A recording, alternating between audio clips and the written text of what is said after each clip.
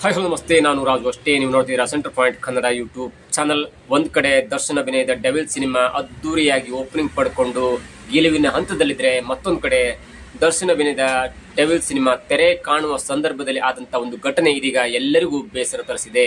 ಹಾಗಾದ್ರೆ Darshan devil cinema ತೆರೆ ಕಾಣುವ ಮೊದಲು ಆದಂತ ಆ ಘಟನೆ ಏನು, ಯಾಕೆ ಹಾಗಾಯ್ತು, ಎಲ್ಲವನ್ನು ನೋಡೋಣ. ಅದಕ್ಕಿಂತ ಮೊದಲು ಇಲ್ಲಿ ತನಕ ನಮ್ಮ ಚಾನಲ್ನ ಸಬ್ಸ್ಕ್ರೈಬ್ ಮಾಡಿಲ್ಲ ಅಂದ್ರೆ ಈಗಲೇ ಸಬ್ಸ್ಕ್ರೈಬ್ ಮಾಡಿ, ಜೊತೆಗೆ ಕಾಮೆಂಟ್ಗಳ ಮುಖಾಂತರ ತಮ್ಮ ಅಭಿಪ್ರಾಯವನ್ನು ತಿಳಿಸಬಹುದು. ವೀಕ್ಷಕರೇ, ಡಿಸೆಂಬರ್ 11ರಂದು ದರ್ಶನ್ ಅವರ ಬಹು ನಿರೀಕ್ಷಿತ ಸಿನಿಮಾ ಅಭಿಮಾನಿಗಳು ತಮ್ಮ ಸಿನಿಮಾವನ್ನ, ಡೆವಿಲ್ ಸಿನಿಮಾವನ್ನ ತಲೆ ಮೇಲೆ ಕೂರಿಸ್ಕೊಂಡು ಪ್ರಚಾರ ಮಾಡಿ ಇಡೀ ಎಲ್ಲ ಥಿಯೇಟರ್ ಮುಂದೆ ಕಟೌಟ್ ಹಾಕಿ, ಫ್ಲೆಕ್ಸ್ ಹಾಕಿ, ದೇವಸ್ಥಾನ ಕಟ್ಟಿಸಿದ ರೀತಿಯಲ್ಲಿ ಪ್ರಚಾರ ಮಾಡಿದ್ರು.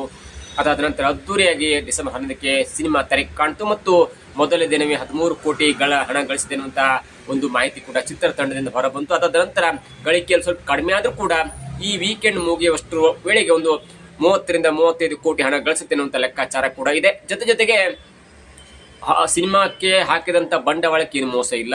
ನಾವು 200 ರೂಪಾಯಿ ಕೊಟ್ಟು ಟಿಕೆಟ್ ಅನ್ನ ಕೊಟ್ಟು ಆ ಸಿನಿಮಾ ನೋಡ್ರು ಕೂಡ ಏನು ಮೋಸ ಆಗಲ್ಲ ಅನ್ನುವಂತ ಒಂದು ಅಭಿಪ್ರಾಯಕ್ಕೆ ಈಗಿನ ಜನಸಮೂಹ ಬಂದು ನಿಂತಿದೆ. ಅಷ್ಟರ ಮಟ್ಟಿಗೆ ದರ್ಶನ್ ಅಭಿನಯದ ಡೆವಿಲ್ ಸಿನಿಮಾ ಒಂದು ಹಂತಕ್ಕೆ ಗೆಲುವನ್ನ ಕಂಡಿದೆ ಅಂತ ಹೇಳ್ಬೋದು. ಮುಂದಿನ ದಿನಗಳಲ್ಲಿ ಅದರ ಅಬ್ಬರ ಹೇಗಿದೆ ಅನ್ನೋದು ಕೂಡ ದೊಡ್ಡ ಮಟ್ಟದ ಒಂದು ಪರಿಣಾಮ ಬೀರುತ್ತೆ. ಇದರ ನಡುವೆ ದರ್ಶನ್ ಅವರು ಸಂಕಷ್ಟದ ಸ್ಥಿತಿಯಲ್ಲಿ ಈಗ ಪರಪ್ಪನ ಅಗ್ರಹಾರ ಜೈಲಿದ್ದಾರೆ.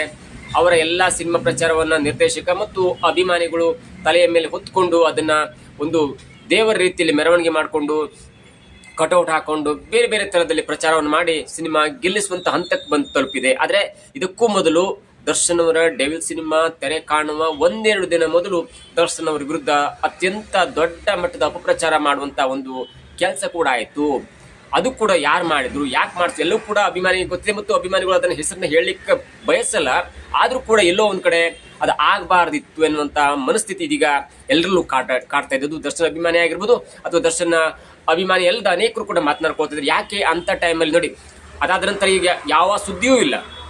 ದರ್ಶನ್ ಸಿನಿಮಾ ತೆರೆ ಕಂಡು ಹಿಟ್ ಆಗುವ ಹಂತದಲ್ಲಿದೆ ಅಥವಾ ಭರ್ಜರಿ ಹಣವನ್ನು ಗಳಿಸುವಂತ ಒಂದು ಸ್ಥಿತಿಯಲ್ಲಿದೆ ಅಥವಾ ಸಿನಿಮಾ ಥಿಯೇಟರ್ನಲ್ಲಿ ಇದೆ.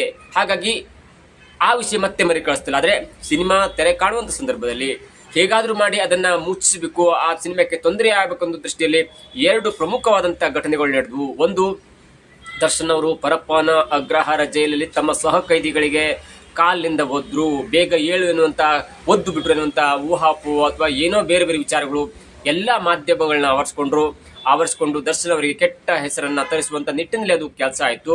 ಅದಾದ ನಂತರ ರೊಚ್ಚಿಗೆದ್ದಂತ ವಿಜಯಲಕ್ಷ್ಮಿ ಅವರು ನೇರವಾಗಿ ಅಂದ್ರೆ ಜೈಲಾಧಿಕಾರಿಗೆ ಫೋನ್ ಮಾಡಿ ಎಲ್ಲವನ್ನು ಕೂಡ ಮಾಹಿತಿ ಪಡ್ಕೊಂಡ ನಂತರ ಸುದೀರ್ಘವಾದ ಪತ್ರವನ್ನು ಕೂಡ ಬರೆದ್ರು ವಿಜಯಲಕ್ಷ್ಮಿ ಅವರು. ಅಂದ್ರೆ ದರ್ಶನ್ ಅವರ ಪತ್ನಿ ವಿಜಯಲಕ್ಷ್ಮಿ ಅವರು ದರ್ಶನ್ ಅವರ ವಿಚಾರದಲ್ಲಿ ಈಗ ಆಗ್ತಿರುವಂತ ಊಹಾಪೋಹಗಳು ಬೇಸ್ಲೆಸ್ ಮತ್ತು ನಾನು ದರ್ಶನ್ ಅವರಿಗೆ ಕೇಳುವ ಬದಲು ಅಥವಾ ಆ ಸಹ ಕೈದಿಗೆ ಕೇಳುವ ಬದಲು ನೇರವಾಗಿ ಜೈಲರ್ನ ಕೇಳಿದ್ದೇನೆ. ಜೈಲರ್ ಹೇಳ್ತಾರೆ ಇಲ್ಲ, ಎಲ್ಲವೂ ಊಹಾಪೋಹ, ಅಂತ ಘಟನೆ ಯಾವುದೂ ನಡೆದಿಲ್ಲ ಅನ್ನುವಂತ ಒಂದು ಮಾಹಿತಿ ಪಡ್ಕೊಂಡ ನಂತರ ನಾನು ಈ ಪತ್ರವನ್ನು ಬರಿತಾ ಇದ್ದೇನೆ.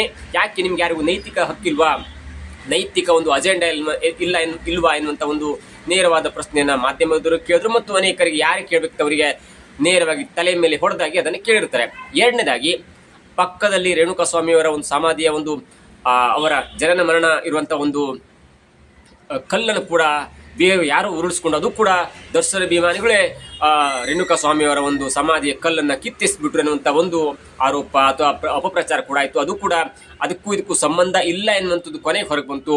ಯಾರೋ ಒಬ್ರು ಬಡಾವಣೆ ಮಾಡ್ತಿದ್ರು, ಅಲ್ಲಿ ಈ ಸಮಾಧಿ ಇದ್ರೆ ಸಮಸ್ಯೆ ಆಗುತ್ತೆ ಅಥವಾ ಬೇರೆ ತಗೊಳ್ಳೋರಿಗೆ ಸಮಸ್ಯೆ ಆಗುತ್ತೆ ಅಥವಾ ಕೆಟ್ಟದಾಗುತ್ತೆ ಅನ್ನುವಂಥ ದೃಷ್ಟಿಯಲ್ಲಿ ಆ ಸಮಾಧಿ ಇರಬಾರ್ದು ಎನ್ನುವಂತ ಕೆಟ್ಟ ಉದ್ದೇಶದಿಂದ ಅಲ್ಲಿ ಆಯ್ತು ಎನ್ನುವಂತ ಮಾತುಗಳು ಕೊನೆಗೆ ಅಂದ್ರೆ ಉತ್ತರ ಸಿಕ್ತು. ಇದರ ಒಟ್ಟು ಉದ್ದೇಶ ಅಂದ್ರೆ, ಇದರ ಒಟ್ಟು ಒಂದು ಫಲಿತಾಂಶ ಅಥವಾ ಒನ್ ಲೈನ್ ಅಜೆಂಡಾ ಅಂದ್ರೆ ದರ್ಶನ್ ಅವರ ಸಿನಿಮಾ ಡಿಸೆಂಬರ್ 11ಕ್ಕೆ ತೆರೆ ಕಾಣುತ್ತೆ. ಹಾಗಾಗಿ ಈ ಸಿನಿಮಾ ತೆರೆ ಕಾಣುವ ಸಂದರ್ಭದಲ್ಲಿ ಕೆಟ್ಟ ಹೆಸರು ತರಿಸ್ಬಿಟ್ರೆ ಅಥವಾ ಕೆಟ್ಟ ಒಂದು ಪ್ರಚಾರ ಹಾಕಿಸ್ಬಿಟ್ರೆ ಅದು ಸಿನಿಮಾ ತಂಡಕ್ಕೆ, ಸಿನಿಮಾಕ್ಕೆ, ದರ್ಶನ್ ಅವರಿಗೆ ಕೆಟ್ಟದಾಗುತ್ತೆ. ಆ ಮುಖಾಂತರ ದರ್ಶನ್ ತಂಡಕ್ಕೆ ಕೆಟ್ಟದಾಗಬೇಕು ಎನ್ನುವಂತ ಉದ್ದೇಶಕ್ಕಾಗಿ ಇದು ಹೀಗೆ ಮಾಡಿಸ್ತಾರೆ ಎನ್ನುವಂತ ಘಟನೆಗಳು ನಡೆದು ಅದಾದ ನಂತರ ಎಲ್ಲವೂ ಸರಿಯಾಗಿದೆ.